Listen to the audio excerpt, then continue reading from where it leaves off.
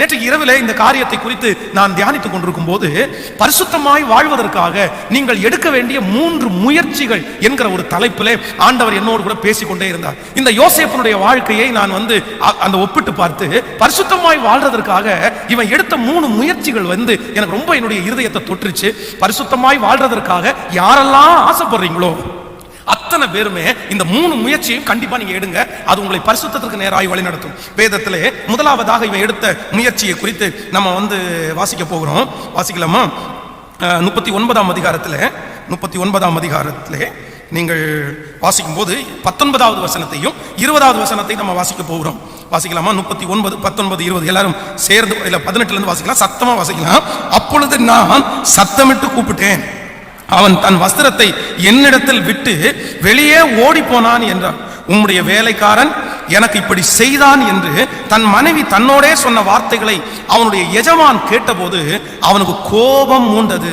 யோசேப்பின் எஜமானன் அவனை பிடித்து ராஜாவின் கட்டளையால் காவலில் வைக்கப்பட்டவர்கள் இருக்கும் சிறைச்சாலையிலே அவனை ஒப்புவித்தான். அந்த சிறைச்சாலையிலே அவன் இருந்தான். நன்றாய் கவனிங்கள் ஆண்டவருடைய பிள்ளைகளே, இந்த இடத்துல இவன் பாவம் செய்யும்படியாக அந்த இடத்துல ஒரு வாய்ப்பு அவனை தேடி வருது. அதான் பரிசுத்த பரீட்சையில இவன் ஜெயிக்கிறதுக்கு என்ன காரணம் அப்படின்னா, அவனுக்கு நேராய் பாவம் செய்யறதுக்கு தூண்டப்படும் போது அவனுக்கு தெரியும், இந்த தப்பிற்கு மட்டும் நான் உடன்படல அப்படின்னா, இந்த பாவத்தை மட்டும் நான் செய்யல அப்படின்னா கண்டிப்பா இந்த இடத்துல ஒரு பெரிய பிரச்சனை ஆகும்.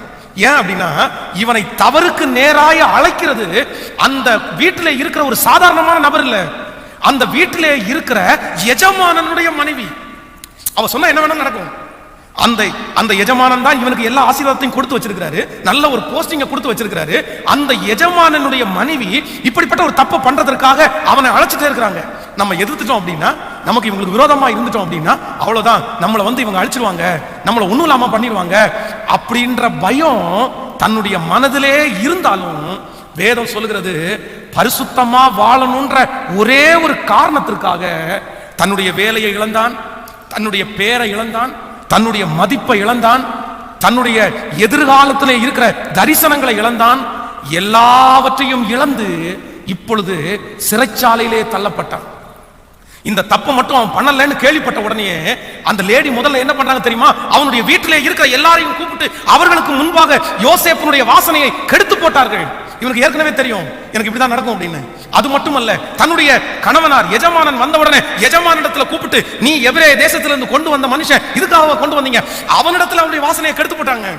அது மட்டும் இல்ல, அவன் எஜமானனுக்கு கோபம் அவனை தூக்கி சிறைச்சாலையில போட்டுட்டாங்க. இது எல்லாமே யோசேப்புக்கு தெரியும். எனக்காக பேச அவனுடைய பக்கத்திலே இருக்கிற நியாயத்தை எடுத்து காண்பிக்கிறதுக்கு கூட ஒருத்தர் அந்த ஊர்ல இல்ல. அவனுக்கு இல்லப்பா, எங்க ஆள் அப்படி தப்பி பண்ணிருக்க மாட்டாரு, அவன் சின்ன வயசுல இருந்தே எனக்கு தெரியும், அவன் ரொம்ப நல்ல பையன், அவனுக்காக நான் பேசுறேன், நாங்க வாங்க பேசலாம் அப்படின்னு சொல்றதுக்கு கூட அந்த ஊர்ல ஒருத்தனும் இல்ல. அவனுக்கு யாருமே இல்ல. நம்ம இந்த தப்பை செஞ்சிருவோம், இந்த ஒரு பாவம் தானே, வேணா ஆண்டவரத்துல மன்னிப்பு கேட்டுருவோம். அதுக்கு முன்பாக ஆண்டவர் அவனுக்கு பேசினதாகவோ எதுவுமே சொல்லப்படல. நம்ம அப்பா தானே நம்முடைய ஆண்டவரை பற்றி சொல்லியிருக்கிறாரு, இந்த ஒரு தப்பு பண்ணிட்டு அவரை மன்னிப்பு கேட்டுக்கலாம் அப்படின்ற ஒரு போக்கு கூட அவனுக்கு வரல. இல்ல அப்படின்னா ஒருவேளை இந்த தப்பு பண்ணாதான் நமக்கு உயர்வு கிடைக்கும் போல தெரியுது அப்படின்னு கூட அவன் நினைக்கல. இல்ல இல்ல, என்னுடைய ஒரே ஒரு நோக்கம், நான் பரிசுத்தமாய் வாழ்வதற்கு எதை வேணும்னாலும் நான் இழக்கிறதற்கு ரெடியா இருக்கிறேன். இன்றைக்கு நிறைய பேருக்கு பரிசுத்தமா வாழ்றதுக்கு ஆசை இருக்குது, ஆனா இழக்கிறதுக்கு ஆசை இல்லை. நான் சொல்றேன், பரிசுத்தமா வாழ்றதுக்கு ஆசை இருக்கிற உங்களுக்கு இழக்கிறதுக்கும் ஆசை இருக்கணும். இழக்கிறதுக்கு ஆசையா இருக்கிற மனுஷன் தான் பரிசுத்தமா வாழவே முடியும். அதான் நிறைய பேர் வேலை ஸ்தலத்துல சொல்லுவாங்க, சார் வேலை ஸ்தலத்துல சுத்தி இருக்கிறவன் எல்லாம் அக்கிரமம் பண்றான், நம்ம அப்படி ஒரு அக்கிரமம் பண்ணல அப்படின்னா அவன் தப்பா நம்மளை பாக்குறான், அவன் என்னமோ நம்மளை வித்தியாசமா பாக்குறான், நான் தப்பு பண்ணியே ஆக வேண்டிய சூழ்நிலையில தள்ளப்படுறேன், அல்லனா எனக்கு இன்கிரிமெண்ட் கிடைக்காது, என்ன ஒரு மட்டம் தட்டி வச்சிருவாங்க, எனக்கு பதவி உயர்வு எதுவுமே கிடைக்காது அப்படின்னு நிறைய பேர் சொல்றதை நான் கேள்விப்பட்டிருக்கிறேன்.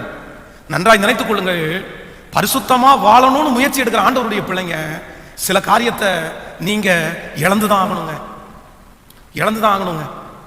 அவர்கள் எப்பேற்பட்ட மனிதர்களா இருக்கலாம். இல்ல, நான் பரிசுத்தமா வாழ்வேன், ஆனா என் நண்பர்களை இழக்க முடியாது. நீங்கள் நேசிக்கிற நண்பர் அவர் மோசமான ஒரு நபரா இருக்கலாம், அவர் பாவத்தை தண்ணீரை போல குடிக்கிற நபரா இருக்கலாம், ஆனா உங்களுக்கு அவர் ரொம்ப நல்லவர், உங்களுக்கு ரொம்ப பிடிச்சவர், அவரால் உங்களுக்கு நிறைய ஆதாயம் கிடைக்குது, அவரால் தான் நீங்க நல்லா இருக்கிறீங்க, அவர் உங்களுக்கு சாப்பாடு போடுறாரு, அவர் உங்களுக்கு பண உதவி கொடுக்குறாரு. நான் சொல்றேன், அவர் எத்தனை பண உதவி எனக்கு கொடுத்தாலும் அசுத்த வாழ்க்கை வாழ்கிற ஒரு மனுஷன், என்ன பரிசுத்த குலைச்சலுக்கு நேராய் கொண்டு போகிற மனுஷன் என் வாழ்க்கையில தேவையில்லைன்னு எப்ப நீங்க தூக்கி போடுறீங்களோ அப்பதான் ஆண்டவர் உங்களை ஆசீர்வதிக்கிறதுக்கான காரியத்தை கொண்டு வருவாரே தவிர அது வரைக்கும் உங்களுக்கு எதுவுமே நடக்காதுங்க, எதுவுமே நடக்காது. அதான் ஒரு கவர்மெண்ட் ஆபீஸ்ல இந்த பிரிவு உபசர விழா அப்படின்னா அந்த லாஸ்ட்ல அந்த வேலையை முடிச்சு அவங்க அங்க இருந்து டிரான்ஸ்ஃபர் முடிச்சு போகும்போது ஒரு மீட்டிங் வைத்தாங்க, தேங்க்ஸ் கிவிங் பிரேயர் மாதிரி. அதுல 5 பேர் அவங்க வந்து ரிட்டையர்ட் ஆகி போறாங்க. அந்த 5 பேருக்குமே பெரிய விருந்து பண்ணி ஒவ்வொருத்தருக்கும் சாட்சி சொல்றதுக்காக அந்த டெஸ்ட் மணி மாதிரி செல்றதுக்காக அவங்க டைம் கொடுத்தாங்க. அப்போ ஒவ்வொருத்தர் 4 பேர் வந்து புறஜாதி, அவங்க ரட்சிக்கப்படாதவங்க, ஒரே ஒருத்தர் மட்டும் தான் ரட்சிக்கப்பட்டவர். அப்போ அந்த 4 பேர் வந்து ஒவ்வொருத்தரும் எல்லாருக்கும் தேங்க்ஸ் சொல்லிட்டு நாங்கள் வந்து இந்த வேலையை ஆரம்பிச்சதுக்கு அப்புறம் நான் வீடு கட்டிட்டேன், நான் வந்து பிள்ளைக்கு கல்யாணம் பண்ணினேன் அப்படின்னு எல்லாத்தையும் சொல்லிட்டாங்களாம். ஆனா இந்த ஆண்டவருடைய பிள்ளை மட்டும் வந்து அவர் வீடு வாங்கல, தன்னுடைய பிள்ளைகளுக்கு கல்யாணம் பண்ணி கொடுக்கல, தன்னுடைய பிள்ளைகளை சாதாரணமான ஒரு ஸ்கூல்ல தான் படிக்க வச்சாரு. அப்ப அவர் சொல்லிக்கிறதுக்கு எதுவுமே இல்லை, கடவுள் என்ன ரொம்ப நல்லா வச்சாரு, இந்த வேலையில முடிஞ்ச அளவுக்கு நான் உண்மையா இருந்தேன் அப்படின்னு சொல்லிட்டு உட்கார்ந்தாரு. வீட்டுக்கு போகும்போது அவருடைய மனைவி அவரை பார்த்து கேட்டாங்களாமா, ஏங்க உங்க கூட வேலை செஞ்ச 4 பேருமே செட்டில் ஆயிட்டாங்க, 4 பேருமே வீடு கட்டிட்டாங்க, 4 பேருக்குமே இன்னைக்கு வேலையை முடிச்சுட்டு போனா அவங்களுக்கு வர அளவுக்கு இன்கம் கிடைச்சிருச்சு, ஆனா நீங்க மட்டும் ஏங்க அதே வேலையை செஞ்சு ஒண்ணுமே சம்பாதிக்கலன்னு கேட்ட போது அவங்க ஒரு வார்த்தை சொன்னாராமா, அவங்க எல்லாருமே சம்பளம் வாங்கினதுக்கு தவிர எல்லாருமே லஞ்சம் வாங்கினாங்கப்பா, எல்லாருமே லஞ்ச பணத்துல தான் வீடு கட்டினாங்க, லஞ்ச பணத்துல தான் அவங்க வந்து அவங்க பிள்ளைங்களை பெரிய ஸ்கூல்ல படிக்க வச்சாங்க. ஆனா நான் லஞ்சம் வாங்கக்கூடாதுன்னு ஒரு பெரிய தீர்மானம் எடுத்து அந்த வேலையை மட்டும் முடிகிற வரைக்கும் நான் அதை காப்பாத்திட்டேன், அதனாலதான் அப்படின்னு சொன்னாராமா. ஆனா அவர் சொல்லும்போது தன் மனைவியிட்ட சொல்லும்போது சொன்னாராமா, ஆனா அவன் வந்து வீடு கட்டிட்டான், ஆனா ஒரு பெரிய நோயாளியா தான் இருக்கான், அவனுக்கு சமாதானம் இல்லை, அவனுடைய பிள்ளைகளை ரொம்ப நல்லா படிக்க வச்சான், ஆனா பிள்ளைங்க யாருமே நல்ல வாழ்க்கை வாழவே இல்லை, சாபமும் சேர்ந்து ஆசீர்வாதத்தோட சேர்ந்து அவங்க தலைமையில சாபமும் வந்துருச்சுப்பா. ஆனா நீ சொல்லு, நம்முடைய வீட்டுல எப்படி இருக்கிறோம், வாடகை வீட்டுல இருந்தாலும் நிம்மதியா சாப்பிடுறோம்ல, நம்முடைய பிள்ளைங்க குறைஞ்ச படிப்பு படிச்சாலும் நம்முடைய பிள்ளைங்க இன்னைக்கு நமக்கு உண்மை உள்ளவங்களா இருக்காங்கல்ல, இப்போ சொல்லு அவங்க பெருசா நம்ம பெருசா, அவங்க நம்ம தாங்க. அப்போ பரிசுத்தமாய் வாழ்வதற்காக ஒரு மனிதன் எதை இழக்கிறதற்கு நீங்க ஆயத்தமா இருப்பீங்க அப்படின்னா, இம்மையில மட்டும் இல்லைங்க, மறுபடியிலையும் ஆண்டவர் உங்களுக்கு சேர்த்து தர்றதற்கு கர்த்தர் நம்புறவங்க மட்டும் கரங்களை மேல தட்டி, நன்றாய் கரங்களை மேல தட்டி எல்லாரும் ஆண்டவருக்கு ஹல்லேலூயா ஹல்லேலூயா. அது உங்களுக்கு ஒருவேளை சுலபமா இல்லாம இருக்கலாம் சிஸ்டர், பிரதர், அது உங்களுக்கு சுலபமா இல்லாம இருக்கலாம். பாஸ்டர், அந்த நபரை விடுறது அவ்வளவு சுலபம் இல்ல, அந்த பர்சனை விடுறது அவ்வளவு சுலபம் இல்ல, அந்த வேலையை விடுறது அவ்வளவு சுலபம் இல்ல, நான் அப்படி போனா நான் ஒண்ணும் இல்லாம போயிடுவேன். 1000 காரணம் உங்களுக்குள்ளே இருந்தாலும் ஆண்டவர் இன்னைக்கு பேசுறாரு, நீங்க இழந்த பரவாயில்ல, இழந்தது இழக்கட்டும் பரவாயில்ல, அதை பற்றி நீங்க கவலைப்படாதீங்க. ஆண்டவர் நினைச்சாரு அப்படின்னா நியாயமாய் உங்களுக்கு கிடைக்கிற வருமானத்துல உங்களை கோடீஸ்வரங்களா மாற்றுறதற்கு என் ஆண்டவரால முடியும்ன்றதை நான் ஆணித்தரமா சொல்றேங்க. எத்தனையோ பேரை கத்தர் அப்படி நடத்தி இருக்கிறாரு. உங்களுக்கு லாபம் வேண்டாம் என்று நான் திரும்பவும் சொல்லல, உங்களுக்கு லாபம் எல்லாமே இருக்கட்டும், ஆனா உங்களை பாவத்துல தள்ளுற ஒண்ணு உங்களுக்கு தேவையே இல்லை. இப்ப சொல்றோம், நிறைய பேருடைய கையில மொபைல் இருக்குது, இந்த மொபைல் தான் நிறைய பேரை பாவத்துக்குள்ள தள்ளுது, இந்த மொபைல்னாலதான் குடும்ப பிரச்சனை வருது, இந்த மொபைல்னாலதான் கள்ள தொடர்புகள் உண்டாகிறது, இந்த மொபைல்னாலதான் அசுத்தத்தை பார்த்து பாவம் செய்கிறவர்களாய் மாறி இருக்கிறீர்கள். ஆஃப்டர் ஆல் அந்த மொபைல கூட இன்னைக்கு நிறைய பேர் இழக்கிறதுக்கு ஆயத்தமா இல்ல. கேட்டா என்ன சொல்லுவாங்க தெரியுமா, எனக்கு வாட்ஸ்அப்ல தான் எல்லாம் வருது அப்படின்னு. நான் சொல்றேன், அந்த வாட்ஸ்அப்ல போறது போட்டு விடுங்க, இல்ல ஜஸ்ட் சொல்றேன். அதற்காக இல்ல அப்படின்னா உங்களுக்கு அப்படிப்பட்ட வசதி இருக்குன்னா ஒருத்தர் அப்பாயின்மெண்ட் பண்ணி எல்லாத்தையுமே கொடுத்துருங்க, எல்லாத்தையுமே செஞ்சிருங்க. அதுல 10,000 ரூபாய் போனா பரவாயில்ல, 20,000 போனா பரவாயில்ல, உங்க பரிசுத்தம் தான் முக்கியம் அப்படின்னு நீங்க யாராவது ஒருத்தர் நினைக்கிறவர்கள் இருக்கிறீர்களா? நினைக்கிறவர்கள் இருக்கிறீங்களா? இல்ல. அப்படி வெறுக்கிறவர்கள் இன்றைக்கு ரொம்ப குறைஞ்சிட்டே வர்றாங்க. கேட்டா என்ன அப்படின்னா, இன்னைக்கு இருக்கிற நிறைய துருபதேசங்கள் தேசத்துல உண்டாயிருச்சு. பரவாயில்ல பரவாயில்ல பரவாயில்ல பரவாயில்ல அப்படின்னு. இல்ல இல்ல இல்ல, மன்னிக்கிறது தயப்படுத்தவர் நம்முடைய ஆண்டவர் 100% நான் நம்புறேன். அவர் மறக்கிறவர் 100% நான் நம்புறேன். நரகத்துக்கெல்லாம் தள்ளிட மாட்டார், நான் அதை நம்புறேன். ஆனா ஒண்ணு, பொய்யான மாயை பின்பற்றுகிறவர்கள் தங்களுக்கு வரும் கிருபையை போக்கடித்துக் கொள்ளுகிறார்கள். பொய்யான மாயை பின்பற்றுகிறவர்கள் தங்களுக்கு வரும் கிருபையை, நீங்க ஒவ்வொரு டைமும் பரிசுத்த பரீட்சையில ஃபெயிலாக கர்த்தர் உங்களுக்கு கொடுக்கக்கூடிய ஒவ்வொரு கிருபையை இழந்துட்டு இருக்கிறீங்கன்னு உங்களுக்கு ஞாபகம் இருக்கா? உங்களுக்கு தோணுதா? ஒவ்வொருத்தரும் ஒவ்வொன்று இழந்துட்டு இருக்கிறீங்க. சோ இன்றைக்கு ஆண்டவருடைய சமூகத்துல ஒரே ஒரு தீர்மானம், பரிசுத்தமாய் வாழ நீங்கள் எடுக்கிற முதல் முயற்சி என்ன முயற்சி அப்படின்னா, ஐ எம் ரெடி, நான் இழக்கிறதற்கு ஆயத்தமா இருக்கேன். பக்கத்துல இருக்கிற கையை பிடிச்சு சொல்லுங்க, இழக்கிறதற்கு ஆயத்தமா இருக்கிற ஒரு நபர், இழக்கிறதற்கு ஆயத்தமா இருக்கிற ஒரு நபர் பரிசுத்தமா வாழ முடியும். சொல்லுங்க. சிம்சோனை குறித்து வேதம் சொல்லுது, படுத்து கிடக்கிறது தெளிவாளுடைய மடி, ஆனா வாஞ்சிக்கிறது விருப்பம். சொல்லுங்க, விருப்பம் பரிசுத்தமா வாழணும். சிம்சோனே இதோ பெலிஸ்தியர் உண்மையில வந்துட்டாங்கன்னா, எவன்டா அது? எனக்குள்ள யார் இருக்கா? எனக்குள்ள கர்த்தர் இருக்கிறாரு, நீ வந்து நிக்கிறியா அப்படின்னு அப்படியே அவ்வளவு பலமா எந்திரிச்சிட்டான். ஆனா அவனுக்கு எதை விட முடியல, தெளிவால விட முடியல. ஆனா கர்த்தருடைய பலன் அதுக்குள்ள இருக்கணும்னு நினைக்கிறான். எப்பா அது 2 டைம் சாத்தியம். ஓகே, ஒரு டைம் ஆண்டவர் விட்டாரு, 2 டைம் விட்டாரு, 3 டைம் விட்டாரு. வருஷக்கணக்கா அப்படி நடந்துருக்குமாப்பா? வருஷக்கணக்கா நடந்துருக்குமா? ஒரு டைம் ஆண்டவர் 2 டைம் உங்களை பொறுத்துட்டாரு, உங்களை மன்னிச்சிட்டாரு. உங்களுக்காக ஆண்டவர் வந்து சரி பரவாயில்ல பரவாயில்லன்னு உங்களை தட்டி கொடுத்தாரு. பொழுதுக்கும் அப்படி வேலையா இருந்தா, ஒவ்வொரு நாளும் அப்படி வேலையா இருந்தா, ஒவ்வொரு வாரமும் அப்படி வேலையா இருந்தா, ஒவ்வொரு மாசமும் அப்படியே இருந்தீங்கன்னா ஆண்டவர் வந்து உங்க பட்சத்துல நிற்கவே முடியாது. தன்னுடைய தாயின் தகப்பன் அவனை பார்த்து சொல்றாங்க, எப்பா நீ வந்து முதல்ல நசரேய விரதம் உள்ளவன், நீ வந்து அந்த பொண்ணை கல்யாணம் பண்ணவே முடியாது அப்படின்னு சொல்றாங்க. சொல்லும் போது இவன் அவனுடைய அம்மா அப்பா என்ன சொல்றான் அப்படின்னா, இல்ல இல்ல இல்ல, அவள் என்னுடைய கண்ணுக்கு மிகவும் பிரியமானவள், அவளையே நான் கொல்லணும். அந்த இடத்துல நீங்க போய் வாட்சி பாருங்க, நியாயாதிபதிகள் தெரியும், அவளை ஏன் நான் கொல்லணும் அப்படின்னு. அவனுக்கு வந்து விட்டு கொடுக்க முடியாது. பரிசுத்தமாவும் வாழணும், ஆண்டவரையும் பிரியப்படுத்தணும், ஊழியமும் செய்யணும், எல்லாத்தையும் செய்யணும். அதே தவிர எனக்கு ஆசைப்பட்டது, எனக்கு பிடிச்சது, எனக்கு விருப்பப்பட்டது அது தப்பா இருந்தா கூட நான் என்ன பண்ண மாட்டேன். சொல்லுங்க, என்ன நியாயம்னு நினைக்கிறீங்க நீங்க? அது இல்ல இல்ல. இன்னைக்கு எல்லாரும் ஒரு தீர்மானத்தோட போங்க, ஐ எம் ரெடி ஆண்டவரே, எனக்கு உங்க உயர்வு எனக்கு வேணும். எத்தனை பேர் ஆமோதிக்கிறீங்க? என் உயர்வு எனக்கு வேணாம் ஆண்டவரே, என் படிச்ச உயர்வு எனக்கு வேணாம் ஆண்டவரே, என்னுடைய டேலண்ட் உயர்வு எனக்கு வேணாம் ஆண்டவரே. நீங்க உயர்த்துனீங்கன்னு நான் சொல்லணும். நான் நம்புறேன், உங்க டேலண்டுடைய உயர்வை விட, உங்களுடைய படிப்பினுடைய உயர்வை விட கர்த்தருடைய உயர்வு ஏணி வச்சா கூட எட்ட முடியாத அளவுக்கு பல மடங்கு பல மடங்கு பல மடங்கு நீங்க திரும்பி பார்க்கும்போது நீங்களே ஆச்சரியப்படுற அளவுக்கு அந்த உயர்வு, அந்த உயர்வு பெரிய உயர்வு. அதெல்லாம் யாராலையும் வந்து நிற்க முடியாது அந்த உயர்வு. நான் சொல்றேன், இந்த திருச்சபையில இருக்கிறவங்க, இந்த சத்தத்தை கேட்கிற ஒவ்வொரு பிள்ளைகளும், நீங்க என்ன உயர்வு அடையணும்னு நான் வாஞ்சிக்கிறேன்னா, ஆண்டவர் உங்களுக்குன்னு கொடுக்குற அந்த உயர்வுல நீங்க வந்து உட்கார்றது எவ்வளவு பெரிய மகிமை, எவ்வளவு பெரிய ஆசீர்வாதம். ஆண்டவர் உங்களுக்குன்னு ஒரு உயர்வு இருக்கு பாருங்களேன், தேவனா கொடுக்கிறது. அந்த உயர்வுல என்ன இருக்காதுன்னா, தேவனுடைய ஆசீர்வாதமே ஐஸ்வர்யத்தை தரும், அதனோடு அவர் வேதனையை கூட்டார். அது வேதனை இல்லாத ஆசீர்வாதம். மற்ற எல்லா ஆசீர்வாதத்திலும் வேதனை இருக்கும், ஆனா கர்த்தரே உங்களுக்கு பரிசுத்தத்தை பார்த்து கொடுக்குற அந்த உயர்வுல வேதனையே இருக்காது. அவ்வளவு ஜாலியான வாழ்க்கையா இருக்கும். அந்த வாழ்க்கையை ஆண்டவர் நமக்கு கிருபையாய் தருவாராக. ஹல்லேலூயா. நம்பர் 2, இரண்டாவதாக பரிசுத்தத்திற்காக எடுக்கிற இரண்டாவது முயற்சியை குறித்து வேதத்தில் வாசிக்கும் போது வாசிக்கலாம். அந்த 39ஆம் அதிகாரத்தில், 39ஆம் அதிகாரம் நீங்கள் எடுத்துக்கொள்ளலாம். 8வது வசனத்திலிருந்து வாசிக்கலாமா? 8வது வசனத்திலிருந்து வாசிக்கலாம். அவனோ தன் எஜமானனுடைய மனைவியின் சொல்லுக்கு இணங்காமல் அவளை நோக்கி, இதோ வீட்டிலே என்னிடத்தில் இருக்கிறவைகளில் யாதொன்றையும் குறித்து என் ஆண்டவர் விசாரியாமல் தமக்கு உண்டான எல்லாவற்றையும் என் கையில் ஒப்புவித்திருக்கிறார். இந்த வீட்டிலே என்னிலும் பெரியவன் இல்லை, நீ அவருடைய மனைவியா இருக்கிறபடினால் உன்னை தவிர வேறு ஒன்றையும் அவர் எனக்கு விலக்கி வைக்கவில்லை. இப்படி இருக்க நான் இத்தனை பெரிய பொல்லாங்குக்கு உடன்பட்டு தேவனுக்கு விரோதமாய் பாவம் செய்வது எப்படி? ஹலோ ஹலோ, நல்லா கவனிங்க. இந்த யோசேப்பு வந்து பரிசுத்தமாய் வாழ்வதற்காக அவன் எடுக்கிற முயற்சி என்ன முயற்சி அப்படின்னா, எனக்கு ரொம்ப ஆச்சரியமா இருந்துச்சு. அந்த வீட்டில் இருக்கிற எஜமாட்டி, அந்த வீட்டில் இருக்கிற எஜமாட்டி தான் அவனை பாவத்திற்காக அழைக்கிறாங்க. ஆனா அவங்கள பார்த்து இந்த யோசேப்பு என்ன சொல்றாரு அப்படின்னா, இந்த வீட்டிலே என்னிலும் பெரியவன் ஒருவனும் இல்லை, நீ அவருடைய மனைவியா இருக்கிறபடினால் ஒன்ன மட்டும் எனக்கு என்ன பண்ணிருக்காரு, விலக்கி வச்சிருக்கிறாரு, மற்ற எல்லாத்தையும் என் எஜமானன் எனக்கு. இந்த வீட்டில் நான் ஒரு முக்கியமான பர்சன், இவன் அடிமையாய் கொண்டு வரப்பட்டவன். அந்த வீட்டில் இன்னைக்கு வரைக்கும் அவன் யாரா தான் இருக்கிறான், அவன் அடிமையா தான் இருக்கிறான்.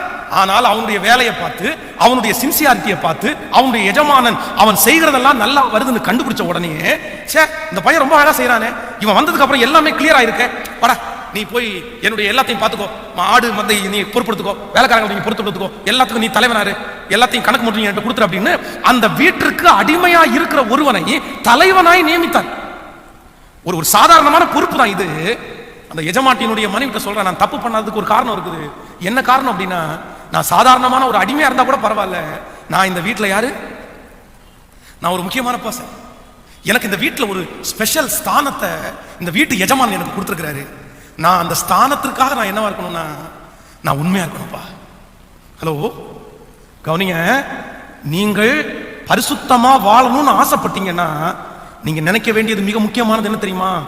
உங்க ஸ்தானத்தை குறிச்ச ஒரு பொறுப்புணர்வு உங்களுக்கு எப்ப வருதோ அப்பதான் நீங்க பரிசுத்தமா வாழ ஆரம்பிப்பீங்க. நிறைய பேருக்கு தங்களுடைய தான் யார் என்ற அறிவு அவங்களுக்கு இல்ல. நீ 2 பிள்ளைக்கு அப்பாப்பா, நீ 2 பிள்ளைக்கு அம்மா, உங்களை நம்பி 2 பிள்ளைய கத்த கொடுத்துருக்காரு, உங்களை நம்பி 2 பொண்ணு ஆண்டவர் கொடுத்துருக்காரு. அந்த பிள்ளைக்கு முன்னாடி நீங்க தான் முன்மாதிரி, அந்த பிள்ளைக்கு முன்னாடி நீ தான் வாழ்ந்து காட்டணும். அடுத்த ஜெனரேஷன், அடுத்த சமுதாயத்தை உருவாக்குறதுக்கு ஆண்டவர் உங்க கையில கொடுத்திருக்கிறாரு. ஆனா நம்மளே நிறைய பேரு அந்த பொறுப்பை உணரல. தான் யார் அப்படின்ற தன்னுடைய ஸ்தானம் அவங்களுக்கு என்னன்னே தெரியல. தன் ஸ்தானம் என்னன்னு தெரியாத ஒரு மனுஷன் பரிசுத்தமா வாழவே முடியாதுங்க. எப்பா 10 பேருக்கு முன்னாடி நம்ம தலைவர், நம்ம இந்த உலகத்துல இருக்கிறவங்களுக்கு முன்னாடி இந்த பைபிளை சுமக்கிறவங்க, நம்முடைய ஸ்தானம் ரொம்ப பெருசு. நம்ம உலகத்தான மாதிரி கிடையாது. நம்ம கைத்தட்டி ஆராதிக்கிறவங்க, நம்ம உண்மையான தேவனா வணங்குறவங்க.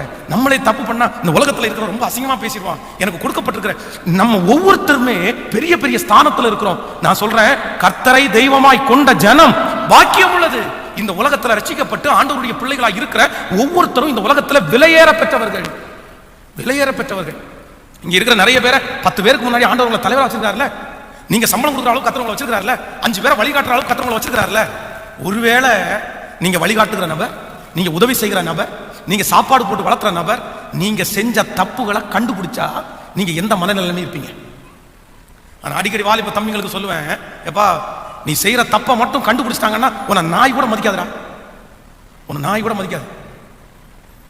என் கண் கூட நான் அதை பார்த்துருக்கிறேன், கண் கூட பார்த்துருக்கிறேன், ஸ்கூல்லே பார்த்துருக்கிறேன். ஸ்கூல்ல 8th படிக்கும் போது வந்து ஒரு சார் மேக்ஸ் அவ்வளோ அழகா எடுப்பாரு. ஆனா அவர் மேக்ஸுக்கு பதில் கேட்கும் போது ஒவ்வொருத்தரும் கையை கட்டிட்டு அப்படியே இப்படிதான் நின்று இருப்பான். எவனுமே அவருக்கு பயப்பட மாட்டான். வெளியே போகும்போது போயா அப்படின்னு. ஏன் அப்படின்னா அவர் எப்பவுமே அந்த ஸ்கூலுக்கு ஒரு டீச்சரோட பேசிட்டே இருப்பாரு. பைக்கில் போவாரு, இங்க இருந்து கத்துவானுவான், அந்த டீச்சருடைய பேரை சொல்லி கத்துவானுவான். அவருக்கு மதிப்பே இல்லை. ஆனா அவ்வளோ அழகான டீச்சர், அவ்வளோ மேக்ஸ் அவ்வளோ எடுப்பாரு. அவரை யாருமே ஒரு செட்டே பண்ண மாட்டாங்க. ஏன் அப்படின்னா தன் ஸ்தானத்தை மறந்த ஒரு மனிதன் கண்டிப்பாக பரிசுத்தமாய் வாழ முடியாது. நீங்க பரிசுத்தமா வாழ்றதற்கு உங்களுக்கு இருக்கிற ஒரு மிகப்பெரிய பாதுகாப்பு என்ன அப்படின்னா, நான் யாரு அப்படின்ற ஒரு உணர்வு எனக்கு எப்பவுமே இருந்துட்டே இருக்கணும். எப்பா நான் ஒரு முக்கியமான பர்சன்ப்பா. அதான் ஒரு நாள் இரவுல ஒரு தாயார் எனக்கு ஃபோன் பண்றாங்க, பாஸ்டர் உடனே வாங்க பாஸ்டர் வீட்டுக்கு, பையன் 10 நாளா தூங்கல பாஸ்டர், என்னமோ பைத்தியக்காரன மாதிரி இருக்கிறான், உடனே வாங்க. சரி, சின்ன பையன் 9th ஸ்டாண்டர்ட் படிக்கிற பையன். உடனே போயிட்டு அவனை பார்த்தா பேய் அரைஞ்ச மாதிரி இருக்கிறான். அவனுக்கு போய் அங்கே ஜெபம் பண்ணி அவனுக்காக ஆறுதல் சொல்லி வந்துட்டேன். வந்த உடனே அவன் என்கிட்ட சொன்னான், பாஸ்டர் நான் உங்களை பார்த்து தனியாக பேசணும் அப்படின்னு சொன்னான். சரிடா ஓகே, நீ தனியாக பேசணுமா, சரி நாளை வா அப்படின்னு சொன்னேன். அவன் வந்துட்டு என்னடா உனக்கு பிரச்சனை அப்படின்னா, அது ஒன்றும் இல்லை பாஸ்டர், எங்கள் அப்பா ஒரு லேப்டாப் வச்சிருந்தாரு, இந்த லேப்டாப்பை வந்து எனக்கு கொடுத்துட்டு போனாரு, அவர் வெளியூர் போயிட்டாரு வேலைக்கு. அந்த லேப்டாப்ல வந்து நான் வந்து என்னுடைய பாடத்தெல்லாம் நிறைய வந்து அதில் ஒர்க் பண்ணிட்டு இருந்தேன். திடீர்னு அதில் இருந்த வீடியோஸ், அதில் இருந்த ஃபோட்டோஸை வந்து நான் பார்த்துட்டேன். அதை பார்க்கும்போது திரும்ப பார்க்கணுன்ற எனக்கு ஒரு ஆசை வந்துருச்சு. நான் திரும்ப பார்த்தா அதை நானே செய்ய ஆரம்பிச்சதுக்கப்புறம் எனக்குள்ள ஒரு பெரிய பயம் பிடிச்சிருச்சு. அதுக்கப்புறம் என்னால் அதை விட்டு வெளியே வரவே முடியல. இப்போ நான் ரொம்ப அடிக்ட் ஆகிட்டேன். எனக்கு இப்போ தூக்கம் வரல, எனக்கு பைத்தியம் பிடிக்கிற மாதிரி இருக்கு, எங்கள் அப்பா மேலே ரொம்ப கோவம் வருது அப்படின்றான். தன்னுடைய தகப்பனார் பயன்படுத்தி கொண்டு வந்து ஒரு லேப்டாப்பை அவன் யூஸ் பண்ணதுனால அவனுடைய ஃபியூச்சரே ஸ்பாயில். ஏன் அப்படின்னா தன்னுடைய ஸ்தானம் என்னன்னு தெரியாத தகப்பனார் பரிசுத்தமா வாழல. நீங்க ஒரு ஊழியக்காரியை வளர்த்திட்டு இருக்கிறீங்கன்றத ஞாபகம் இருக்கட்டும், ஒரு ஊழியக்காரனை வளர்த்துட்டு இருக்கிறீங்கன்றத ஞாபகம் இருக்கட்டும். உன் பிள்ளை வேற யாரையும் பார்த்து கத்துக்க போறதில்ல, உங்க மகன் வேற யாரையும் பார்த்து கத்துக்க போறதில்ல. அவன் 1000 பேரை பார்த்து கத்துக்கிட்டாலும் கண்டிப்பா அது வந்து ஒரு நாள் அவனுக்கு தன்னுடைய வாழ்க்கையில் இருக்காது. உங்களை பார்த்து கத்துக்கிறது மட்டும்தான் உங்க பிள்ளைகளுக்கு எதிர்காலத்தில் இருக்கும். உங்களை பார்த்து கத்துக்கிற வாழ்க்கை தான் அவங்க வாழ்வாங்க. அதான் ஒரு மிகப்பெரிய தேவனுடைய ஊழியக்காரர் வந்து மரித்து போவதற்கு முன்பாக அவருடைய பையனை எத்தனையோ விசை ஊழியத்திற்காக அவர் அழைச்சதுக்கு அப்புறம் அந்த பையன் ஊழியத்துக்கு வரவே இல்லை. அவர் இறந்துட்டாரு. இறந்ததற்கு பிறகு இவன் வந்து ஊழியத்திற்காக வந்து அந்த ஊழியத்தை தொடர்ந்து செஞ்சுட்டு இருந்தான். அப்ப அவரிடத்துல பேட்டி எடுக்கிறவங்க கேட்டாங்க, உங்க அப்பா உயிரோடு இருக்கும்போது எத்தனையோ நாள் உங்களை ஊழியத்துக்காக அழைச்சாரு, நீங்க ஊழியத்துக்கு வரவே இல்லையே, இப்ப அப்பா இறந்ததுக்கு அப்புறம் எப்படி இந்த ஊழியத்துக்கு வந்தீங்க, இந்த ஊழியத்துல உங்களுக்கு எப்படி அட்ராக்ஷன் கிடைச்சிச்சு அப்படின்னு சொன்னோன்னா அவர் ஒன்று சொன்னாராமா, எங்க அப்பா பலிபீடத்துல எப்படி இருப்பாரோ அப்படியேதான் எங்க அப்பா வீட்டில் இருப்பாருனாராம். எங்க அப்பா பலிபீடத்துல எப்படி இருக்கிறாரோ எப்படி பேசுறாரோ அப்படியே தான் எங்க அப்பா வீட்டிலையும் இருப்பாரு. அதனாலதான் இப்படிப்பட்ட ஒரு நீதிமானுடைய பையனா வாழ்ந்துட்டு கடவுளுக்காக சேவை செய்யலைன்னா நல்லா இருக்காதுன்னு சொல்லி இந்த ஊழியத்துக்கு நானே அர்ப்பணிச்சேன்னு சொல்லி அந்த ஊழியத்தை தொடர்ந்து செய்தார். ஆனா நம்ம நிறைய பேருக்கு ரெண்டு முகம் இருக்குல்ல. நமக்கு சர்ச்சில் ஒரு முகம், வெளியில ஒரு முகம் இல்ல. நம்முடைய வீட்டில் ஒரு முகம், வேலை செய்யற இடத்துல ஒரு முகம் இல்ல. ரோட்ல ஒரு முகம், வீட்டுக்குள்ள ஒரு முகம் இல்ல. நம்ம நினைக்கிறோம் நம்முடைய வீடுகளில் வந்து நம்ம இருக்கிற நம்முடைய பிள்ளைங்க தானே, நம்முடைய குடும்பம் தானே நினைக்கிறோம். இல்ல இல்ல இல்ல, கேர்ஃபுல், ரொம்ப ஜாக்கிரதை. அதுவும் எஸ்பெஷலி பேரண்ட்ஸ்க்கு நான் ரொம்ப ஸ்ட்ரிக்டா சொல்றேன், அம்மா அப்பாவுக்கு ரொம்ப ஸ்ட்ரிக்டா சொல்றேன். சும்மா இந்த மாதிரி தேவையில்லாம வந்து மூளை வளர்ச்சி இல்லாதவங்க மாதிரி இருக்கக்கூடாது. புரியுதுல? அந்த மாதிரியே பண்ணிட்டு இருக்க கூடாது. அதான் உண்மையில சொல்ல, நிறைய பேரண்ட்ஸ்க்கு மூளை வளர்ச்சி இல்லாத மாதிரி தான் இருக்கிறாங்க. வீட்டில் வயசு பிள்ளைய வச்சிருக்காங்க, வீட்டில் வயசு வந்த பையனை வச்சிருக்காங்க. அந்த புள்ள வளர்ந்துட்டு இருக்குது, அந்த பையன் வளர்ந்துட்டு இருக்குது. ஆனா அவங்களுக்கு மூளை வளர்ச்சியே இருக்காது. என்ன பேசுறோம், என்ன செய்யறோம், என்ன திட்டுறோம், எப்படி வழி நடத்துறோம், எப்படி முன்னாடி இருக்கிறோம், எதுவுமே தெரியாது. நம்மளை பார்த்தாண்டா நம்முடைய பிள்ளை வளருது. நம்ம இன்னைக்கு நம்ம இந்த எப்படி நம்ம இன்னைக்கு ஒருத்தன் கை நீட்டணும்னா நம்ம பிள்ளை நாளைக்கு கை நீட்டும்டா அப்படின்ற அந்த உணர்வு நமக்குள்ள ஏன் வரலன்னு நான் வந்து உங்களை யாரையுமே திட்டல, நான் வருத்தத்தோட சொல்றேன். ஏன் அப்படி இருக்கணும் அப்படின்னு, ஒரு பிள்ளைக்கு முன்னாடி கத்தும் போது ஐயோ நம்ம பிள்ளை இருக்கிறான் அப்படின்னு தோணணும் இல்ல. பிள்ளைக்கு முன்னாடி சண்டை போடும்போது நம்ம பிள்ளை பார்த்துக்கிறான்னு தோணல. நாளைக்கு அவனுடைய மனைவியை கையெடுக்கிறது ரொம்ப நேரம் ஆகாது, அவன் வந்து நம்முடைய கணவனாரை ஏத்து பேசுறது ரொம்ப நேரம் ஆகாது அப்படின்னு நமக்கு தோணணும் இல்ல. அது ஏன் தோணல? இல்ல, ரொம்ப கவனமா இருங்க. உங்க ஸ்தானத்தை நீங்க ஒரு நாளும் யாருக்காகவும் விட்டு கொடுக்கவே கூடாது. உங்க ஸ்தானத்துல நீங்க கர்த்தர் உங்களுக்கு கொடுத்திருக்கிற அந்த பொறுப்புல, அந்த ஸ்தானத்துல நீங்க உண்மை உள்ளவர்களா இருப்பீர்களே ஆனால் உங்களுக்கு பொறுப்புகள் அதிகமாயிட்டே இருக்கும். நான் நம்புறேன் யோசேப்புக்கு கர்த்தர் கொடுத்த ஃபர்ஸ்ட் ஸ்தானத்துல, அந்த சாதாரணமான அந்த வீட்டு ஸ்தானத்துல உண்மையா இருந்தா கர்த்தர் அவனுக்கு ராஜா, அவனுக்கு நாட்டையே கர்த்தர் கொடுத்துட்டார். வீட்டுல உண்மையா இருந்தா கர்த்தர் நாட்டையே கொடுத்துட்டார். நீங்க வீட்டுல உண்மையா இருங்க, கர்த்தர் உங்களுக்கு நாட்டையே கொடுத்தாரு. நீங்க வேலை ஸ்தலத்துல உங்க ஸ்தானத்துல நீங்க கரெக்டா இருங்க, ஆண்டவர் உங்களுக்கு 10 பேரை வச்சு இன்னைக்கு சம்பளம் கொடுக்குறியா, உங்களுக்கு 100 பேர் சம்பளம் கொடுக்குற அளவுக்கு கர்த்தர் உங்க தலையை உயர்த்துவார்.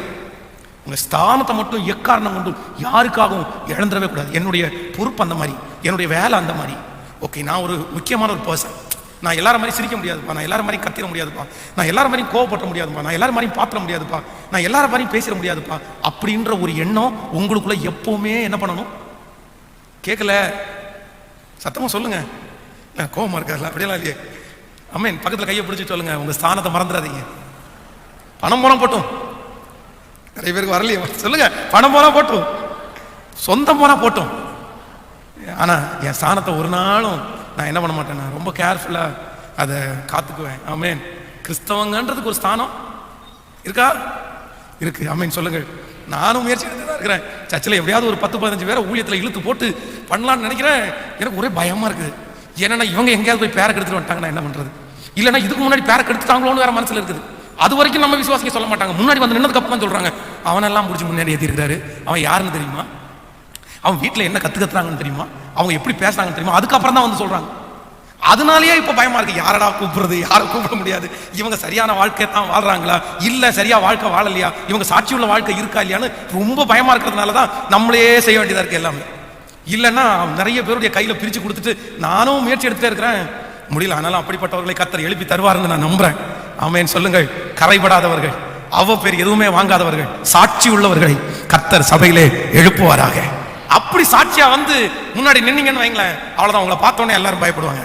சே, அவர் நீதிமான்ப்பா, அவர் இந்த இடத்துல நிக்கிறதுக்கு தகுதியான ஆளுப்பா, அவர் ஜெபம் பண்றதுக்கு தகுதியான ஆளுப்பா, அவர் ஊழியம் செய்யறதுக்கு தகுதியான ஆளுப்பா, அவருக்கு இந்த பொறுப்பை கொடுக்கலாம் அப்படின்னு சொல்ற அளவுக்கு நம்ம வாழ்க்கையை காத்துக்கிறது தான் மேன்மை. கைகளை அசைத்து ஒரு ஹல்லேலூயா சொல்லுங்க. ஆமென்.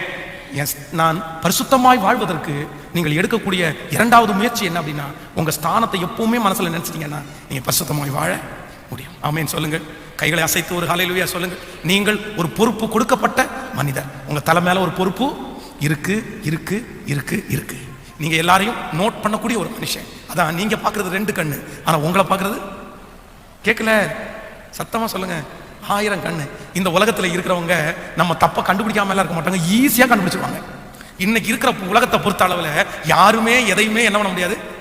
நம்ம கண்ணை மூடின உடனே உலகமே இருந்தது மாதிரி நம்ம நினைக்கிறோம். இல்லவே இல்லை. நீங்களே சொல்லுங்களேன், நீங்க 2 பேர் இப்ப ரோட்ல போயிட்டு இருக்கீங்க, ஒரு அண்ணனும் ஒரு அக்காவும் பேசிட்டு இருக்காங்க. நீங்க எப்படி பாப்பீங்க அவங்கள? அண்ணனும் நீங்க பார்த்தோன்னே கண்டுபிடிச்சிருவீங்க, அண்ணன் தம்பி பேசிட்டு இருக்காங்க பாருங்க அப்படின்னு. அதே நேரத்துல ஒரு பையனும் ஒரு பொண்ணும் பேசிட்டு இருப்பாங்க. நீங்க ஒரு பார்வைக்கு 2 பார்வை திருப்பி பார்ப்பீங்க. அவங்க 2 பேரும் அக்கா தங்கச்சியே இருந்தாலுமே உடனே நீங்க என்ன பண்ணுவீங்க? இல்லப்பா இது அப்படி இல்லையே, அவங்க பேச்சு அப்படி இல்லையே, அவங்க ஸ்டைல் அப்படி இல்லையே, அவன் நிக்கிறது ஒரு சைஸா நிக்கிறானே, கண்டுபிடிப்பீங்களா இல்லையா? அப்ப சொல்லுங்க, வெளியே ஆண்டவருடைய பிள்ளைகள் எவ்வளவு எவ்வளவு எவ்வளவு மிக முக்கியமானவங்களா இருக்கணும். ரொம்ப ஜாக்கிரதையா இருக்கணும். வாழ்ற ஒரு வாழ்க்கை சாட்சியை கெடுத்தக்கூடாது. ஆமென் சொல்லுங்க. நம்பர் 3, மூன்றாவதாக நீங்கள் பரிசுத்தமாய் வாழ்வதற்கு மூன்றாவது நீங்கள் செய்ய வேண்டிய ஒரு வழி சீக்கிரமாய் உங்களுக்கு சொல்லி நான் முடிக்கிறேன். அதை எடுத்துக்கொள்ளுங்கள். 39ஆம் அதிகாரத்தில் நீ 13வது வசனத்தை வாசிக்க போறோம். அவன் வாசிக்கலாமா? 39:13. அவன் தன் வஸ்திரத்தை அவள் கையிலே விட்டு வெளியே ஓடி போனதை அவள் கண்டபோது, ஹலோ ஹலோ, இவர் என்ன பண்றாரு? அவர் என்ன பண்றாரு? வஸ்திரத்தை பிடிச்ச உடனே அந்த வஸ்திரத்தை விட்டுட்டு அவர் என்ன பண்றாருமா? அந்த இடத்துல நிக்கல. நம்மளா இருந்தா என்ன பண்ணுவோம் அப்படின்னா, கொஞ்சம் முயற்சி எடுத்து பார்க்கலாம்னு அங்கேயே நிற்போம். எப்பா அவங்களுக்கே சுவிசேஷம் சொல்ற மாதிரி நம்ம பண்ணுவோம். கர்த்தர் மிகவும் நல்லவர், இந்த மாதிரி தப்புகள் எல்லாம் செய்யக்கூடாது, கர்த்தர் பார்த்து கொண்டிருக்கிறார், அதனாலே என் சகோதரியை என் வஸ்திரத்தை தயவு செய்து கொடுத்து விடு அப்படின்னு நம்ம அவங்களுக்கு என்ன பண்ணுவோம் அப்படின்னு சொன்னா சுவிசேஷம் சொல்றதுக்கு அங்க ஆயத்தமாகும். ஆனா நீங்க பரிசுத்தமா வாழணும்னா ஆண்டவர் சொல்றாரு, நீ நிக்காத, நீ சுவிசேஷமே சொல்ல வேணாப்பா, நீ அவளை ரட்சிப்புக்குள்ளேயே நடத்த வேணாம், நீ ஓடிடு. நீ சுவிசேஷம் சொல்றதுக்கு போயிட்டு அப்புறம் குழிக்குள்ள யார் தான் விழுவ? நீ சுவிசேஷமே சொல்லிட்டு அப்புறம் கடைசியில் நீ என்ன சொல்லுவ அப்படின்னா, ஆண்டவர் என்ன அந்த பொண்ணை காமிச்சாரு, கர்த்தர் அவளைத்தான் கல்யாணம் பண்ண சொன்னாரு, நாங்க 2 பேரும் வந்து ஒரே வயல்வெளியில அறுக்கிறவங்கள மாதிரி சொப்பனம் கண்டோன்னு அதுக்கப்புறம் பாத்தீங்கன்னா சொப்பனம் சொல்லுவாரு. அப்போ பரிசுத்தமாய் வாழணும்னு நீங்க ஆசைப்பட்டீங்கன்னா நீங்க ஒரு முயற்சி எடுங்க. தயவு செய்து அந்த இடத்துல இருந்துடாதீங்க. அதான் சங்கீதத்துல வாசிக்கிறோம், துன்மார்க்கருடைய ஆலோசனைப்படி நடவாமலும் பாவிகளுடைய வழியில், பக்கத்துல கையை பிடிச்சு சொல்லுங்க, பாவிகளுடைய வழியில். அங்க என்ன பண்ணக்கூடாதாமா? ஐயோ பாஸ்டர் அவன் எனக்கு டியர் ஃப்ரெண்டு, நிக்காத. பாஸ்டர் அவன் சின்ன வயசுல தெரியும், நிக்காத. குறை சொல்றான்னு கேள்விப்பட்டான், ஓடிடு. அவன் பேசுறது சரியில்லை, அவன் ஆண்டவருக்கு பிரியம் இல்லாத பேசுறான், போனாலே குறையத்தான் பேசுறான், அவன் ஜெபம் பண்றதே இல்லை, அவன் பைபிள் வாசிக்கிறதே இல்லைன்னா நிக்காத. ஆண்டவர் சொல்லிட்டாரு. ஆனா நம்ம நிறைய பேர் செய்கிற மிகப்பெரிய தவறு என்ன அப்படின்னா, அங்கேயே இருந்துட்டு சரி பண்ணலாம்னு நினைக்கும். இன்னும் நிறைய பேருக்கு பயங்கரமான கான்ஃபிடென்ட் தங்க மேல, நான்லாம் என்ன பண்ண மாட்டேன், நான்லாம் எதுக்கெல்லாம் மசியெல்லாம் மாட்டேன், நான்லாம் யாருடைய வலையிலையுமே விழ மாட்டேன், நான் யார்கிட்டையுமே சிக்க மாட்டேன். நீங்க வேணா என்ன சோதிச்சு பாருங்க, எத்தனை பேர் வேணாலும் ட்ரை பண்ணலாம், அவ்வளவுதான் நான் நிற்கும் அப்படின்னு சொல்றவங்க நிறைய பேர் விழுந்ததை பார்த்துருக்கிறேன், விழுந்ததை பார்த்துருக்கிறேன். அதான் நீங்க 2 தீமோத்தேயுல வாசிக்கும் போது ரொம்ப அழகா ஒரு வசனம், 2ஆம் அதிகாரம் 28வது வசனத்திலே அந்த வசனத்தை வாசிக்கலாம். 2 தீமோத்தேயு எடுத்துக்கொள்ளுங்க. 2 தீமோத்தேயு 2ஆம் அதிகாரத்தில் 2ஆம் அதிகாரம் 22வது வசனத்தை வாசிக்கும் போது, அன்றியும் பாலியத்துக்குரிய இச்சைகளுக்கு நீ விலகி ஓடி, எல்லாரும் இன்னொரு விஷயம் வாசிக்கலாம், 292வது பக்கம் புதிய ஏற்பாட்டில், அன்றியும் நீ பாலியத்துக்குரிய இச்சைகளுக்கு நீ விலகி ஓடி. ஆண்டவர் என்ன சொல்றாரு? விலகி ஓடி. அங்க ஆண்டவருடைய பிள்ளைங்க நிக்க கூடாது. நீங்கள் தாவீதுடைய வாழ்க்கையில வந்து பாவத்தை செய்வதற்கு மிகப்பெரிய காரணம் என்ன தெரியுமா? அவன் வந்து ராஜாக்கள் யுத்தத்திற்கு புறப்படும் காலம் வந்த போது அவன் யுத்தத்துக்கு புறப்படாம வீட்டில் இருந்தான். இப்ப போர் அடிக்குதுன்னு சொல்லிட்டு மொட்டை மாடிக்கு போயிட்டான். மொட்டை மாடிக்கு போன உடனே தன்னுடைய கண்கள் அசுத்தத்தை பார்க்கறான். அசுத்தத்தை பார்த்த அடுத்த நிமிஷத்திலேயே ஒரே ஓட்டமா ஓடி கீழே வந்து, ஆண்டவரே என்ன மன்னிச்சிருங்க, தெரியாம பார்த்துட்டேன், இனி பார்க்க மாட்டான் அப்படின்னு சொல்லி இருந்தாருன்னா ஜெயிச்சிருப்பாரு. ஆனா அதான் பரிசுத்தவான்கள் சொல்லுவாங்க, ஃபர்ஸ்ட் சைட், முதல் பார்வை பாவம் இல்லையாமா, ஆனா 2வது பார்வை பாவம். ஹலோ, முதல் பார்வை ரோட்ல ஒருத்தர் போறாரு, திரும்பி பாக்குறீங்க, அழகா இருக்காங்களே, ஓகே ரைட், அழகா இருக்காங்களே அப்படின்னு 2வது டைம் பார்த்துட்டீங்கன்னா சத்தமா சொல்லுங்க, நீங்க வந்து அது வந்து பாவம், அது பாவம். நீங்க எல்லா மொபைலே ஒன்று வருது, டக்குன்னு ஓட்டி ரைட் ஸ்கிப் பண்ண போயிட்டே இருக்கு, ஏதோ டக்குன்னு வந்துச்சு, அதுல இல்ல அது என்ன இருக்கு அப்படின்னு நோண்டி பார்த்தீங்க அப்படின்னா நீங்க அதுல இருந்து வெளியே வரவே முடியாது. அது உங்களை இழுத்துட்டே இருக்கும். பாவம்ன்றதை பொறுத்த அளவுல நீங்க நின்னீங்கன்னா அது மேக்னெட் மாதிரி, நீங்க திருப்பிட்டு ஓடுனீங்கன்னா அது உங்களோட இருக்கவே இருக்காது. எத்தனை பேர் ஆமோதிக்கிறீங்க? சத்ரு உங்களுக்கு வாய்ப்புகளை கொடுத்துட்டே இருப்பான். ஆனா ஆண்டவருடைய பிள்ளைகளுடைய உயர்வு எதுல நிர்ணயிக்கப்படுது அப்படின்னா, நான் நம்புறேன் பரிசுத்தத்தில் தான் நியமிக்கப்படுகிறது. பரிசுத்தமா மட்டும் வாழ்ந்துட்டீங்கன்னு வைங்களேன், உங்க ஜெபத்திலேயே உங்களுக்கு என்ன இருக்கும்? நம்பிக்கை இருக்குமா? சத்தமா சொல்லுங்க, ஆமென் சொல்லுங்க. பரிசுத்தமா வாழ்ந்துட்டீங்கன்னா நீங்க 5 நிமிஷம் ஜெபம் பண்ணாலும் உங்க ஜெபம் டைரக்டா பரலோகத்துக்கு போய் எட்டிருச்சுன்ற ஒரு கான்ஃபிடன்ட் உங்களுக்கு வரும். ஆனா பரிசுத்தமா இல்லாம 1 மணி நேரம் ஜெபம் பண்ணாலும், ஜெபம் பண்ணி முடிச்சதுக்கு அப்புறம் இவ்வளவு பெரிய பாவி நான் ஜெபம் பண்ணா ஆண்டவர் கேட்கவா போறாரு, இவ்வளவு பெரிய தப்பு பண்ணிருக்கணும், கேட்பாரா கேட்க மாட்டாரா? கண்டிப்பா கேட்கறதுக்கு வாய்ப்பே இல்லை. ஏதாவது ஒரு பெரிய ஆபத்து வந்துச்சுன்னு வைங்களேன், நம்ம நெஞ்சு படப்பட அடிக்கும். நம்ம தப்புனதுனால தான் ஆண்டவர் தண்டிக்கிறாரோ, ஆண்டவர் கைவிட்டாரோ, ஆண்டவர் இனி ஒருபோதும் தயவு செய்யாமல் இருப்பாரோ, அவருடைய கிருபை முற்றிலும் அற்று போயிட்டோ அப்படின்னு உட்காந்துருப்போம். ஆனா பரிசுத்தமா மட்டும் வாழ்ந்துட்டோம் அப்படின்னா, ஏதாவது ஒரு சோதனை வரும்போது நம்ம மனசு என்ன சொல்லும் அப்படின்னா, சோதனை வந்துச்சா, இதுக்கப்புறம் நமக்கு என்ன இருக்குது, பெரிய வெற்றியை பார்க்க போறோம். ஆண்டவரே சோதிக்கிறீங்கனாலே கண்டிப்பா என்ன யார மாதிரி ஆசீர்வதிக்க போறீங்க, யோபு மாதிரி என்ன ஆசீர்வதிக்க போறீங்க ஆண்டவரே அப்படின்னு ஒரு கான்ஃபிடன்ட் வரும். ஸோ பரிசுத்தமா வாழ்கிறதுன்றது ஒரு தனி ஃபீல், அது ஒரு தனி வெற்றி. வாழ்ந்து பார்க்குறவங்களுக்கு மட்டும்தான் அதனுடைய அருமை தெரியும், வாழாதவங்களுக்கு தெரியவே தெரியாது. நான் திருச்சபையை அழைக்கிறேன், இந்த சத்தத்தை கேட்கிற எல்லாரையுமே அழைக்கிறேன். இனி இருக்கிற கொஞ்ச நாள் ஒன்னே ஒன்று மட்டும், நீங்க பரிசுத்தம் இல்லாம வாழ்ந்து பாவத்தை செஞ்சு வாழ்ந்து எத்தனை நாள் சந்தோஷமா இருந்துட்டீங்க? அதான் உலகத்தில் இருக்கிற அத்தனை பேரும் தப்பு பண்ணி அவ்வளோ சந்தோஷமா இருக்கும்போது நீங்க தப்பு பண்ணி சந்தோஷமா இல்லைல்ல, சந்தோஷமா இல்லைல்ல. ஏன்னா உங்களுக்குள்ள இருக்கிற பரிசுத்த ஆவியானவர் உங்களை தட்டி கொடுத்துட்டே இருக்கிறாரு. நீ அந்த மனுஷன் இல்லை, நீ ஸ்பெஷல், நீ வேறு பிரிக்கப்பட்டவன், நீ வேறு பிரிக்கப்பட்டவன். தப்பு பண்ணி பண்ணி பண்ணி மனசுல துக்கப்பட்டது தானே அதிகம். எங்கேயோ இருக்க வேண்டியவங்க இன்னைக்கு எங்கேயோ உட்காந்துருக்கீங்கல்ல, அதுக்கு ஒரே ஒரு காரணம், அந்த பரிசுத்த குறைச்சல் மட்டும்தானே காரணம், அந்த தவறு மட்டும்தானே காரணம். அதனால இன்னைக்கு ஒரு தீர்மானத்தோட போங்க, எனக்கு ஒரு ஹெல்ப் மட்டும் பண்ணுங்கப்பா, நான் பரிசுத்தமாய் வாழ வாஞ்சிக்கிறேன். எத்தனை பேர் முழங்கால் படிக்க முடியும்? முடியாதவருடைய எளிமை கூட நின்று கொள்ளுங்கள். எல்லாரும் அப்படியே ஆண்டுடைய சமூகத்தில் உங்க பிரசன்னத்துக்குள்ள நான் வர்றேன் ஆண்டவரே, உங்க மகிமைக்குள்ள நான் வர்றேன் ஆண்டவரே. சத்தமா யோசேப்பை போல நான் நீதிமான் இல்லப்பா. ஹல்லேலூயா, thank you holy spirit. நன்றி பரிசுத்த ஆவியானவரே, நன்றி பரிசுத்த ஆவியானவரே. ஒரு நிமிஷம் அப்படியே கவனிங்க. வேதம் சொல்லுகிறது, பாவம் உன் வாசற்படியில் படுத்து கிடக்கும். வாலிப தம்பிங்க தங்கச்சிகளுக்கு மட்டும் ஸ்பெஷலா சொல்றேன், இன்னைக்கு இருக்கிற உலகம் ரொம்ப மோசமா போயிட்டு இருக்குண்ணா, ரொம்ப மோசமா போயிட்டு இருக்கு. அந்த உலகத்துல தான் நீ வாழ்ற. பரிசுத்தமா இருக்கிறவங்கள ரொம்ப குறைவா இருக்கிறாங்க. ஆனா உன் எதிர்கால வாழ்க்கையில நீ திருமணம் ஆனதுக்கு பிறகு உனக்கு முன்னாடி வந்து நிக்கிறது நீ இன்னைக்கு வாழ்ற வாழ்க்கை தான். ஹலோ, திரும்ப திரும்ப சொல்றேன், நீ இப்ப வாழ்ற இந்த வாழ்க்கை நீ திருமணம் ஆனதுக்கு அப்புறம் உனக்கு முன்னாடி வந்து நின்றுட்டே இருக்கும். அதான் ஆண்டவர் சொல்றாரு, பாவம் உன் வாசற்படியில் படுத்து கிடக்கும். நீ அதை ஞாபகம் வச்சுக்கோ, நீ ஞாபகம் வச்சுக்கோ. அது அழியவே அழியாது, அழியவே அழியாது. உன் வாழ்க்கையில எந்த தீமை நடந்தாலும், உன் வாழ்க்கையில எந்த கஷ்டம் வந்தாலும் உடனே உன் கண்ணுக்கு முன்னாடி எது வந்து நிற்கும்னா, நீ செஞ்ச தப்பு தான் வந்து முன்னாடி நிற்கும். நான் இப்படி செஞ்சதுக்காக இன்னைக்கு நான் அனுபவிக்கிறேன் அப்படின்னு நீங்க சொல்லுவீங்க. அதனால பரிசுத்தமே இல்லாத இந்த உலகத்துல உனக்கு பரிசுத்தமா குறைச்சலை கொண்டு வரதை தூக்கி போட்டுட்டு, அது எதுவா இருந்தாலும் அதை இழக்கிறதுக்கு ஆயத்தமா இருந்துட்டு காத்துக்கொள்ளுங்க. மகிமையாய் ஆண்டவர் நடத்துவார். ஆமென், ஹல்லேலூயா. கைய மேல உயர்த்தி, யோசேப்பை போல் நான் ஒழுங்கில்லையே, நோவாவை போல் நீதிமானும் இல்லையே.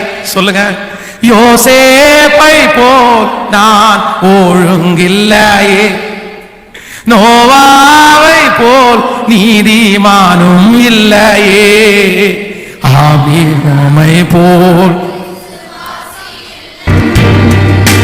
தானியேலை போல் வேண்ட நானாக எல்லாரும் ஜெபிங்க. ஓ இயேசுவே, நானாக வந்து நிற்கிறே, நானாக. தகப்பனே, உம்முடைய பிள்ளைகள் ஒவ்வொருவருக்காக ஜெபிக்கிறாங்க. இப்பொழுது அந்த பரிசுத்தம் உம்முடைய பிள்ளைகளுக்கு கிடைக்கட்டும். அவர்கள் இந்த 3 முயற்சிகளையும் எடுத்து பெரிய வெற்றி பெறுவதற்கு கர்த்தர் இவங்க கூட இருக்கப்பா. அவங்க செய்கிற எல்லாவற்றையும் ஆசீர்வதிங்கப்பா.